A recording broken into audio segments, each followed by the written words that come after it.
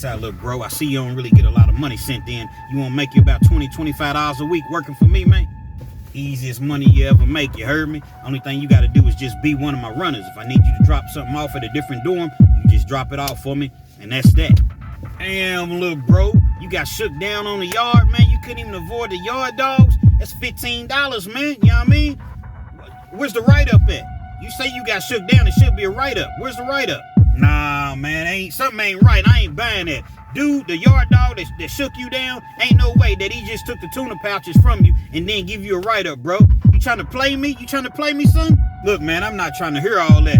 I don't want to hear all that. You don't got the money, man. You owe me $30. $15 for the items that he took and $15 that I got to come out of my pocket and pay due. You gonna pay one way or another.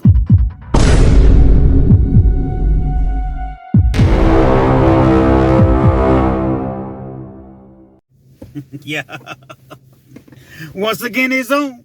Back at you one more again, Real Kens TV in the house like kitchen sinks.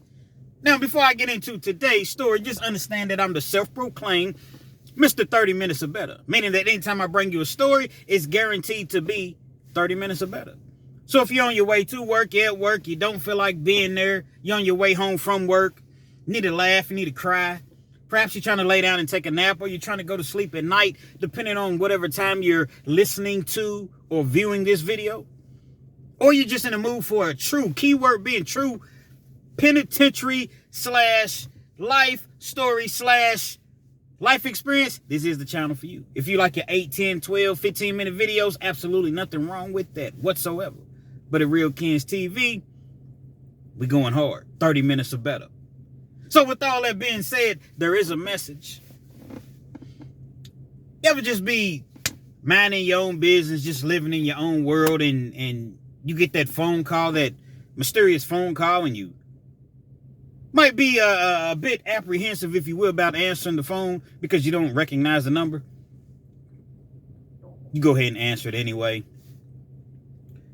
And when you answer, you hear a familiar voice, but you're not exactly sure, who it is. Well, this particular scenario happened to me yesterday. As I mentioned, call came through. I went ahead and answered it. Hello? What's up, what? Recognize the voice, but I'm not necessarily, I can't put the face to it. Yo, what's up? Who is this? Man, it's you forgot my number, man? You ain't got my number locked in your phone? I'm like, who is this, bro? He's like, this is Trey. I'm like, Trey? Yeah, little Trey, man. From the joint, from the pen. I'm like, oh, what's up, little Trey? How you doing? So let me give you all the backstory on this so you can understand, because I'm sure that you all are like, well, who the hell is little Trey, Kens? We don't know who little Trey is. So I'm in the pen. I don't know, 7, 8 years ago, roughly. And this particular prison that I'm in, see, in Kentucky, a lot of the prisons here, they don't have individual cells. Don't get me wrong, you have some that do have individual cells, but the majority of the prisons, from what I understand in Kentucky, they're open dorm. Open dorm is just basically just like an army barracks. Sometimes they're separated by a wall that may be about, 3.5, 4 foot high. And sometimes I've seen 2 people to like an area, a cube area. That's what they call it, cubes. Then I've seen some that have 4 people to a cube. This particular penitentiary that I was at, they had 2-man cubes. Met little Trey. Didn't really know him. Just seen him in passing. I met him. What up, youngster? Now, Trey was a youngster for real. When I say youngster, Trey was 22 years old, man. Never been in trouble a day in his life. Never even he didn't even have his driver's license, so he can't have a speeding ticket. Well, I guess technically he could, but you all get the gist of what I'm trying to say. The man's record was spotless. Got into a situation where he was out one night. Hey, man, I know his place, man. We can go and they keep a lot of money and jewelry in the house. It's about 3, 4 of his friends. One of them being a female. Trey is apprehensive about doing something like that. As I mentioned, he didn't have a record, so he wasn't known for getting into anything mischievous like that. But for whatever reason, little Trey decided to partake in this situation. They went in through the window. They were reassured by the female. There's nobody home. I'm telling you, there's nobody there. Trey's the only black guy. Trey, he's from a town, it's in Kentucky. It's by Russellville, Kentucky. I don't want to necessarily say it's in Russellville, but I know it's in that area. It's kind of like on the western part of Kentucky, closer to Tennessee. Trey goes inside along with 2 other of his friends. Little did they know when they went inside the window, somebody was there. Somebody ended up getting stabbed. Gunshots was fired. Trey got out of there. Boom, he's gone. Well, his name was brought up once the other individuals were caught, and he ended up receiving a 10-year prison sentence, in which he would have to do 2 years in order to be eligible for parole. And actually, let's take that back. It's my manual rewind. Little Trey received a 7-year prison sentence, in which he would have to do 17 months before he was eligible for parole. So that's how little Trey ended up being at this penitentiary at such a young age. Little Trey didn't really get a lot of money sent in. You know, he had family support, primarily from his mother, but she didn't really have a lot of money.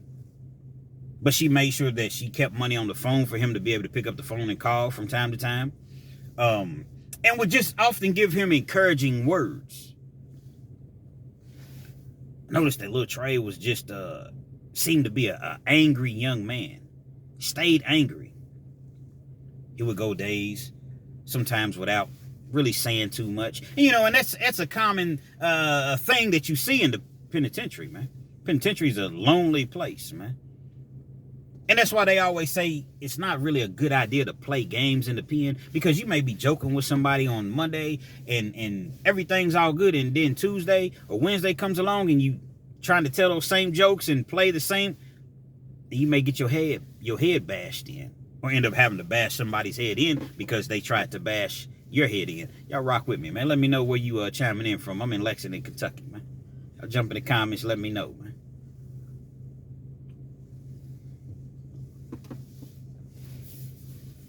So at any rate, being that Trey didn't really get a lot of money sent in, he had a job in the tool room. The tool room is just basically self-explanatory. You go to the tool room, you need a ladder, if you need a screwdriver, if you need anything, you know, tool related, you check it out, you leave your ID or what have you, they write your information down, and you check it out, and you go do your job. Now, anybody couldn't just go to the tool room. You had to have been doing like a specific job. In prison, Kentucky prisons, you're going to make about $1 a day, a little bit over $1 a day, which equates to about 27, 28 bucks a month. It's not a lot of money.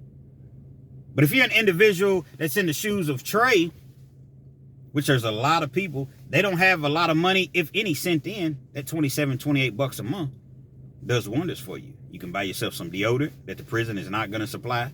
You can buy yourself some real soap, some real toothpaste. Well, the prices in prison commissaries, like everything else out here, astronomically high. Matter of fact, they're way higher in prison. I think that it's price gouging. You buy your deodorant, it has to last you for the entire month. Your toothpaste, as I mentioned, and your soap. A couple bars, 3 bars of soap. So out of that 28 bucks a month that you're getting, half of that is going towards your hygiene. Once you spend that, get you a case of noodles, maybe a couple bags of coffee, and it's over with. That's all you have for the entire month. Trey's mom would send him 25, 30 bucks a month. So he would, you know, make that stretch. Basically what Trey would do is, I taught him how to hustle later on, but at this particular moment, he didn't really know how to hustle in prison.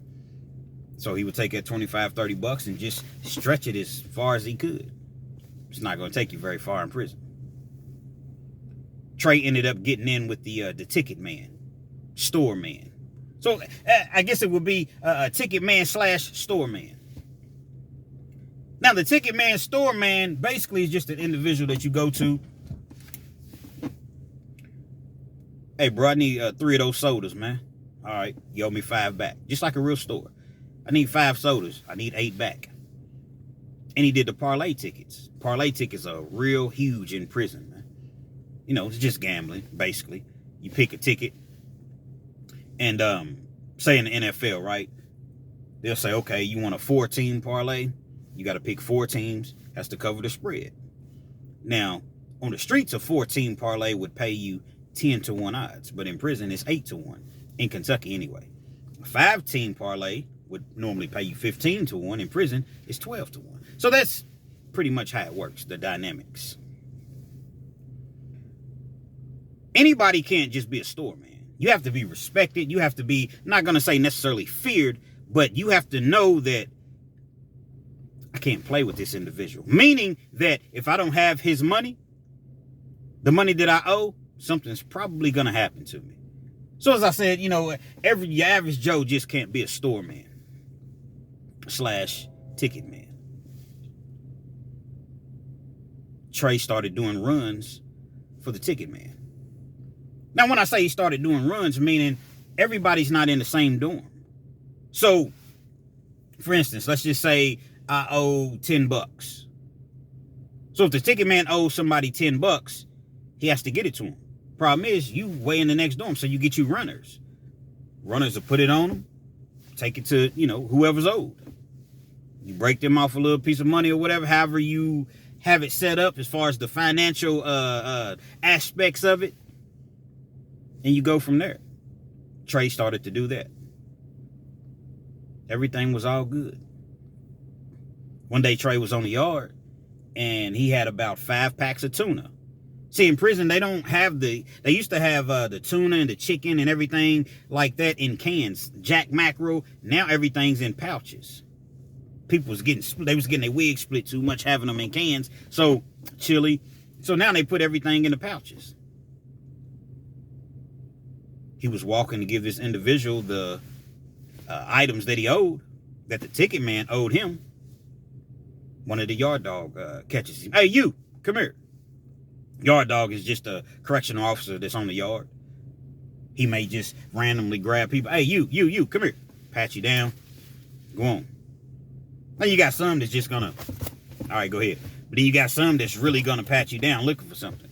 This particular day, the wrong yard dog caught Trey. Caught him with those 5 pouches of tuna. And it was something else, and it totaled like $15. The yard dog tells him, it's your lucky day, man. I'm not even gonna write you up. Get on out of here. But yet he keeps the items. Trey was a laid-back guy, didn't cause any trouble on the yard. So I guess, you know, the yard dog had some sort of sympathy for him. Get on out of here. Problem is, that was $15 worth of merchandise. That's big in the pen. $15 in prison? Oh, man, that's big. That's huge. He has to go back to store, man. Hey, bro, they ran me down on the yard, man. They took the items. The store man's like, oh, man, you catch a write-up behind it? He said he wasn't going to write me up, man, but I don't know. Because sometimes they'll tell you they won't write you up, but really they do write you up. Store man's not very happy about that situation whatsoever. Now, store man's a black guy. He got to be, I don't know, about 215, 220. Stays in the weight pile, lifts weights all the time. Probably about 6 foot, 6'1". Big dude, man. Got these big old, he got dreads, man. Big old thick dreads, man. He don't play no games, man. He's not to be fooled with. You owe him, you better pay him. After a few days, he calls Trey. Come here, man. Check this out, bro. I don't know if I'm buying your story that he took these items. After all, the yard dog that patted you down and took these items, supposedly, he don't let nobody slide. And you didn't even get a write-up. Store man's thinking that little Trey's trying to play him for his items. I wouldn't take your items, man. Me and you've been working together. I would never do nothing like that, store man. I steal from my mama before I steal from you, and you know this. Store man's not buying it. So now I have to pay this individual an additional $15. Not necessarily an additional, because he never got the first $15. But I got to make it good. My reputation is all I got. So I'm going to pay the $15. But that's $30 out of my box, out of my locker, out of my pocket. You owe me $30, man. $30, man. It was an accident, man. I didn't know. I didn't mean to get shook down. I didn't mean to get patted. Man, you owe me $30, man. Store man, I don't even barely even get that much. You get state pay. You get a state pay every month. Yeah, but that's for my deodorant. Man, you owe me $30, man. You lucky I ain't taxing you no interest. That's a big thing in prison. Keep people in debt. They borrow, let's just say $10 from you, and they're supposed to give it back on Friday. They can't give it back on Friday. Hey, big dog, can I give it to you Wednesday? My money's running late, or my mom, or my girl, or my dad, whoever didn't get to send the money, but I'll have it Wednesday. Yeah, you can give it to me Wednesday, but now you owe me 15. Now you owe me 20. Dang, man, you gonna... Yeah, that's how it works in prison. So he's telling Trey that he owes him, little Trey, $30. Well, as I mentioned, state pay, well, actually I didn't mention, state pay you get once a month.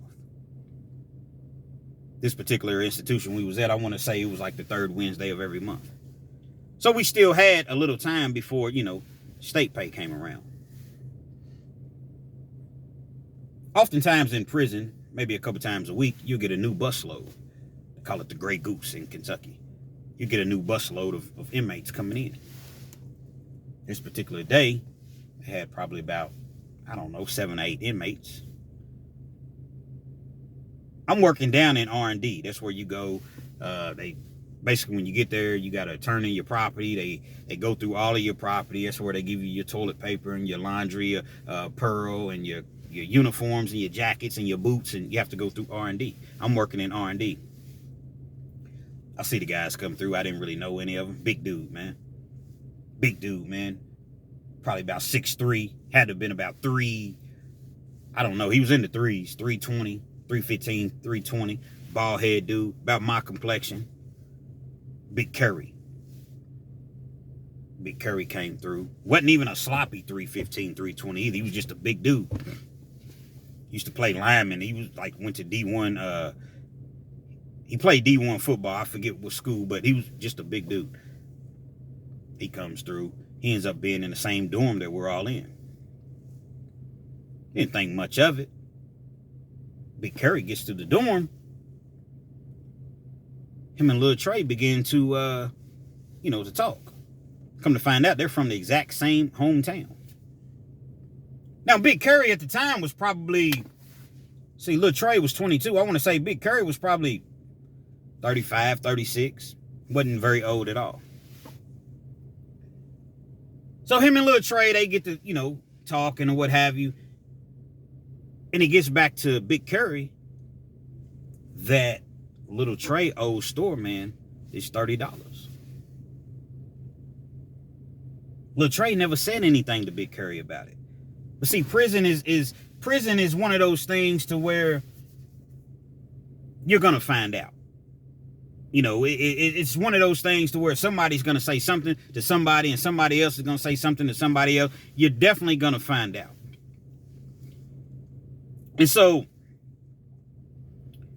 Big Curry's asking little Trey, hey, man, what's up with this $30 that you owe store man? You ain't out here getting into what's going on? And how'd you find out about that big homie? He referred to him as big homie. How you find out about that? It don't matter how I found out about it. The point is, I know about it. Now, they didn't know each other on the streets. But again, they're from the same small hometown. Big Curry knew all of Lil Trey's family, his entire family. So he felt compelled to intervene, if you will, into the situation. Lil Trey comes clean. He tells him, everything that happens. It's like, man. Now, before Big Curry arrived at this particular institution, store man had been saying little stuff here and there. He had goons, he had runners / goons, which basically means, okay, hey, go handle him. Go handle him. Go handle him. He didn't have to really do too much. They has been saying little things to Trey, but nothing, nothing physical. Basically, you better have that money, man. You better have that money. Curry don't like that. He approached his store, man. Hey, bruh. Check this out, man. This is my little homie, man. We from the same hometown. I understand what happened. But that's not really on him, bro. I know how this penitentiary is. This is the first time he ever been locked up. That's not on him. How could he have possibly helped with getting patted down? And then it was $15, but then you say that he owes you 30? No, it's not going down like that, store man. I respect you. I respect your hustle. But it can't go down like that, bro. It just can't. Store man, he's not really saying too much. He's more or less listening, kind of laughing, smirking. Oh, yeah? My man. He knows that he has plenty of people that, is going to ride for him. Meaning store man. And get your block knocked off, man, just by a snap of the finger. He ends up leaving the cell. He ends up leaving the cube area. So if I refer to it as a cell sometime, please forgive me, but it was a cube area. Big Curry had plenty of money. He spent $125 at the store every week. That's how much you can spend at the store at this particular time. $125. Rarely went to the chow hall. Big Curry goes to the store one day. Comes back. He walks over to store man's cube area. Here, man. Here's all the money that little Trey owes you. It's $15. The thing about it, it was $15, but check this out.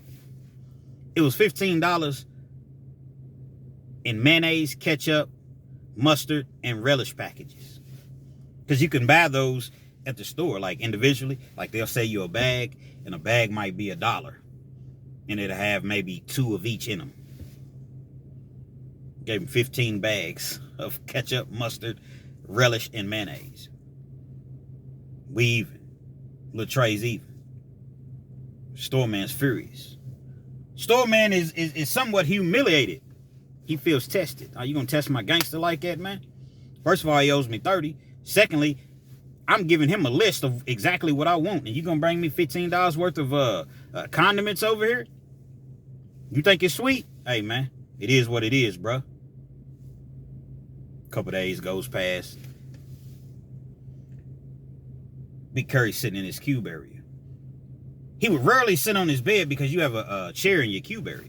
So he's sitting in his cube area watching TV. You can have your own TVs in state prisons in Kentucky. You have to buy it. They're going to charge you an arm and a leg, but if you have the means to buy one, then you can buy one. 13-inch TV. He's sitting in his chair, as I mentioned, watching whatever he's watching on TV. 3 of store man's goons just run in the cube on him. Remember, it's a cube. There's no door. You just a walk area. You walk right in, walk right out. They run up on Big Curry. Big Curry stands up out of that chair. Stands up from the chair, rather. Boom, boom. I'm talking about he's throwing hands, man. He's throwing hands. Haymakers. One of them got a lock and a sock. Not sure if the other one had. I know definitely one of them had a lock and a sock. They swinging it, but they don't really connect in the face or anything. Big Curry's a big dude, and he knows how to fight. He's using his shoulders to kind of, man, he's slinging these dudes around, man. Whoops, all 3 of them. 2 of them gets hurt badly. I know he cracked one of them's, broke one of them's nose. The other one's eye socket was messed around. I mean, Big Curry went to war. Everybody's looking. They see it. I'm talking about he's slinging them dudes, man. They end up going to medical. No write-ups occur, anything of that, nature. A lot of times prison fights happen, and as long as no one says anything and it's not caught on camera, you're going to be cool. Now, if you get stomped all the way out, then that's a totally different scenario. Somebody just gets stomped all the way out to where they have to go, to the infirmary, or they have to go to and get flown out. Flown out is airlifted, helicopter. They come and get you and take you to the nearest university hospital. He stomps them dudes, man. I'm talking about he busts them up. Doesn't literally stomp them, because stomping them is somebody's on the ground. None of that happened, but with these, and just how big he was, and just throwing people, it was like on wrestling. You know how you throw people over the top rope, man? He was throwing people over that little wall or whatever. It was crazy. Storeman's even more furious now. We're gonna get him. We're gonna get him. Big Curry was, as I mentioned, was a former athlete. He used to play basketball as well. He played intramural basketball. They had a basketball league, 35 and up. 35 years and older, you play in this league. You can play in the other league just as well. But they also had a league for people that were 35 and up. Big Curry was playing in the basketball game, goes up for a rebound, comes down wrong, shatters his entire ankle. I'm talking about shatters his ankle. This was a few days later after he whoops the dudes. He shattered his ankle so bad that they packed him up, had to send him to KSR. KSR is a prison in Kentucky to where if you're the mentally ill or if you're just ill, period, they'll send you to KSR. A lot of people try to get to KSR. Had to have surgery on his ankle. The facility we was at, they couldn't accommodate him, so they sent him to KSR. When they sent him to KSR, he had already told little Trey, listen, man, listen, I can't always be around 24/7. This is penitentiary. It's dog-eat-dog world. You work in the tool room, you need to get you something to protect yourself. Now, it's a little bit more difficult to do for the simple fact that even though he worked in the tool room, every tool has to be accounted for. If it's 10 screwdrivers, if it's 10, anything, it has to be accounted for. Trey was actually able to find him like a little screwdriver. Now, it was one of the smaller ones. They got the long screwdrivers, paws, double paws. They got the medium and they got the small ones. Trey was actually able to get him a screwdriver. And basically, being that he worked in the tool room, if he ever got caught with, I was taking this back. I accidentally had it from work and I meant to take it back. Shouldn't have been a big deal. Now Big Curry's gone. Storeman still feels as though little Trey owes him $30. He ain't taking no mayonnaise packages and ketchup and condiments. Nah, I need my bread, man. I need my money. Start to run down on little Trey again, man. More so of threats. Hey, man, state pay's coming up. Man, come on, man. Big Curry already paid you, man. Big Curry ain't here no more. Big Curry ain't here no more, and you owe me this money. Otherwise, that's your ass, Mr. Postman. Little Trey, man, he don't know what to do, man. State pay comes along. I ain't paying it. I'm not paying it. He gets all the items and all the things that he needs to survive for the month. He comes back. He don't have none of Storeman's quote-unquote items. What's up, bruh? You got that? Nah, man, I ain't got it. Dude already paid you, man. I ain't got it. Oh, so you bucking? You bucking, little nigga? That's what he said. You bucking, little nigga? Okay. A couple hours later, a couple more of his goons come over. They rush in. Excuse me.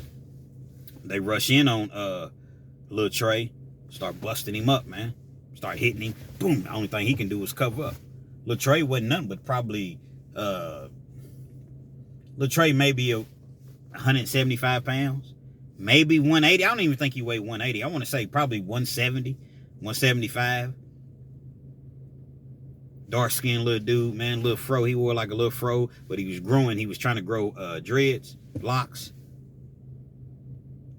He was probably about 5'11". No, I'm just joking. He wasn't 5'11". Little Trey was probably 5'8", man.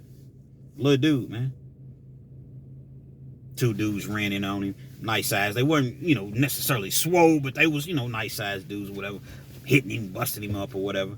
Next thing you know, man, 4 white dudes came out of nowhere, man. I'm talking about, man, he's like just out of nowhere. Boom, boom. They come in, they throwing things. They throwing them hands, man. One thing about them white boys, man, they ain't gonna do too much talking. They ain't gonna do too much arguing. It ain't gonna be none of that. It's just, it's getting ready to go down. Motherfucker! They come in, man. They busting the goons. You know what I'm saying? They busting these dudes up. They protecting little Trey. Well, kids, I thought in prison, man, to see no evil, hear no evil, and you mind your own business. Yes, it's really how it is. The thing about it was, Big Curry knew these white dudes. So when Big Curry came in, you see what I'm saying? When he was there, the white dudes seen, you know, Big Curry, he seen them or what have you, so they were all cool. They knew that little Trey and Big Curry were cool from the same hometown. So guess what? They jumped in as though it was Big Curry. Man, they beat the brakes off them dudes that came in that cube. When they beat the brakes off of them, they go to store man. Immediately go to store man. What's up, man? One of them had a sword of justice. He didn't use it, but he had it. Well, no need to use it. No need in catching a case when you don't need to. They go to store man. Rock with me. What's up, man? You got a problem with our homie? You got a problem with Lil Trey? Man, he ain't got nothing to do with y'all, man. He owes me this money, man. He don't owe you nothing. Big Curry already paid you. Y'all wasn't saying anything else to him until Big Curry left. Do we got a problem? He seen that sword of justice. Nah, we good. Are we good? Because if we come back, we ain't coming back for no talking. Now, these are not the exact words. I'm paraphrasing, but this is basically what they were saying. Nah, he good. He good. They go in this little box. The box is like just literally a box to where oftentimes in prison you keep like all your food and stuff in. It's filled to the brim. They got a bag. They grab a couple handfuls of stuff out of the box, throw it in the bag. Now we good. They walk out of the cube. They walk out of that cube. Take it over to Trey. Here, man. It's you. After that particular instance, I never seen anything else go down. I never seen anybody say anything to Trey ever again. He was just cool little Trey. Now, when all this was going on, Trey and I hadn't gotten close yet. They moved the individual into my cube area, and he was from Louisville. Shout out to my dog Dante. They moved him to my cube area. Him and I, we was cool. Little Trey started to come over to the cube more and more. Next thing you know, he was over there every night, just talking, kicking it, trying to soak up game, trying to soak up knowledge, more so knowledge. We would play chess. So little Trey and I ended up getting cool. I didn't know the ramifications that would possibly come behind it. I didn't know if months later, if these dudes would try to, double back on little Trey. But hey, at that point, it was what it was. It was probably a good, I want to say 4 or 5 months that passed. And they brought Big Curry back. He had his surgery and he was healing. He hadn't fully healed. He had a broken, shattered ankle. He hadn't fully healed. But they brought Big Curry back. Little Trey was so happy, man. You could just see it on his face, man. He was ecstatic, man. And I would often try to talk to the young man and just give him just knowledge of the world, because as I mentioned previously, he was just an angry young man. I shouldn't even be in here, man. I didn't even do anything. Basically what happened, now that I'm able to further recollect, one of the people that was with him when they went inside the house, they ended up stabbing somebody. I didn't even stab anybody, man. I went inside the house, man, and I turned around, I ran, and I left. But I was trying to make him understand that he was still a part of the crime. You only got 7 years. You went in to commit a crime, and the crime didn't go as planned, as crimes often turn out. So you ended up getting a 7-year sentence. He didn't have a real lawyer. He had a legal aid attorney, so he came out with 7 years. So we would just talk. I would just try to, reason with him or what have you. But I ended up getting out. I made parole. And although he was happy for me, you could just tell like he was kind of, tore up a little bit, man, that I was gone. I kept in touch with him when I got out, sending money, kept money on the phone for people to call me. Continued to give him those encouraging words. He went up for parole, and he was so excited about going up for parole. He did his 17 months that he had to do. And when he goes up for parole, they give him another 15 months. It's called a setback, a deferment. Well, basically, with all the classes that you can take, once he did that additional 15 months, that was going to serve him out. He was going to be able to go home anyway. So I tried to encourage him, tell him to keep his head up. He could rap really, really well. I'm talking about he could really, really rap. Little Trey ended up getting out after he did his 15 months. And I heard from him a couple times. And he was talking about how he worked on a boat. When I say he worked on a boat, meaning that like he would be gone for like 4 months at a time. Then he'd come home for a couple months, then go back out on the boat. Made really, really good money. He said, man, I'm able to save my money up. I don't spend any money. I don't have any kids. So he just saved and saved and saved his money up. He planned to do that for a couple years. And then he was going to take that money and invest into a studio or what have you, and try to go to school just as well. So I spoke with him a couple times once he came home, but then I hadn't heard from him in a long time. Being that, it had been so long, I ended up getting a different phone. So I didn't have his phone number anymore. So that's why he was like, oh, you don't recognize my number? Because I didn't have his phone number anymore. I'm terrible about like saving contacts. I'll just leave a number in the phone. I'll have a number in my phone and I won't even save it under a contact. It's crazy. Terrible about that. Nevertheless, Lil Trey called me and told me everything's well. He's doing well in life. And I was glad to hear from the young man. But see, that just goes to show that in prison, dog eat dog. You hear it from me all the time, dog eat dog. And if you're going in there, you got to be prepared to protect yourself at all costs. For some, you can go in there and you don't bother anybody and nobody ever bothers you. But for most, it just doesn't happen that way. Somebody's always going to try you because it's always some weirdos, some jerks in jail that feel as though, we got the numbers on dude.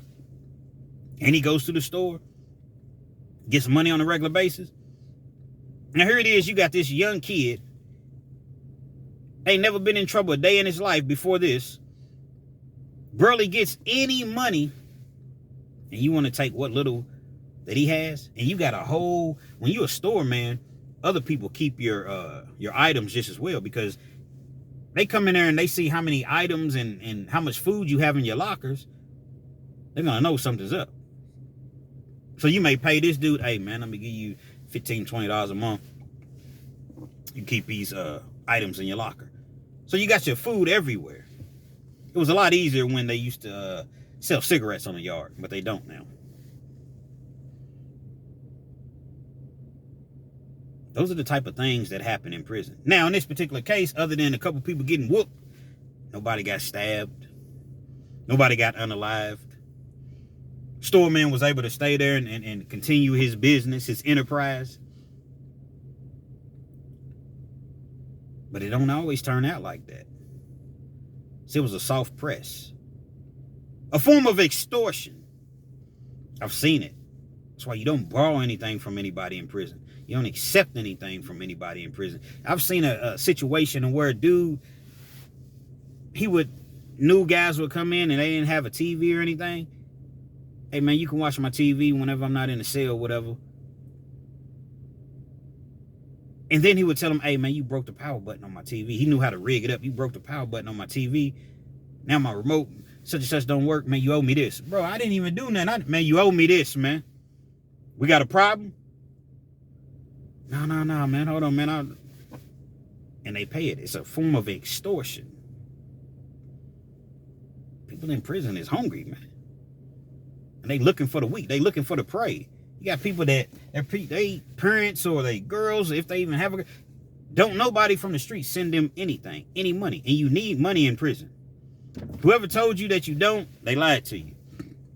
You definitely need money in prison. They have stores just like they have stores out here. You eat that nasty prison food.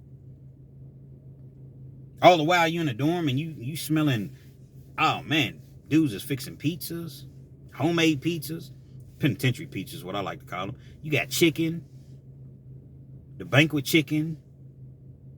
You got a Polish sausage. You got anything that you can imagine. Dudes know how to fix it in prison with a microwave, man. Lasagna, meatloaf,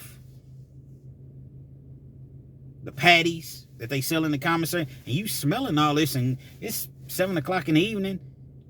You don't even go to breakfast until 5:30, 6 in the morning. And that's going to be garbage. You need money in prison, man. The best advice that I can give is not to go to prison, obviously. Anybody within a right frame of mind would tell you something like that. Just don't go. You won't have to worry about people sending you money in prison. You won't have to worry about people extorting you and soft pressing you and running up on you. And this type of things happen every day in prison. Think about what would have happened to little Trey if Big Curry never hit the yard. See, the 4 white dudes, I call them the 4 horsemen. I start calling them the 4 horsemen after that. Oh, man. They just laugh. They never would have protected Trey because they didn't know the association that he had with Big Curry if Big Curry had never been there.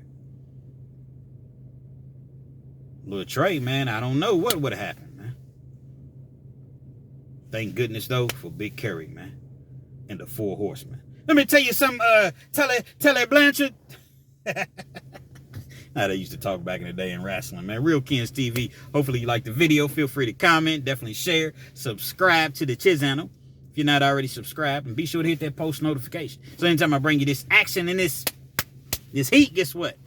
You're amongst the first to receive. Real Kens TV.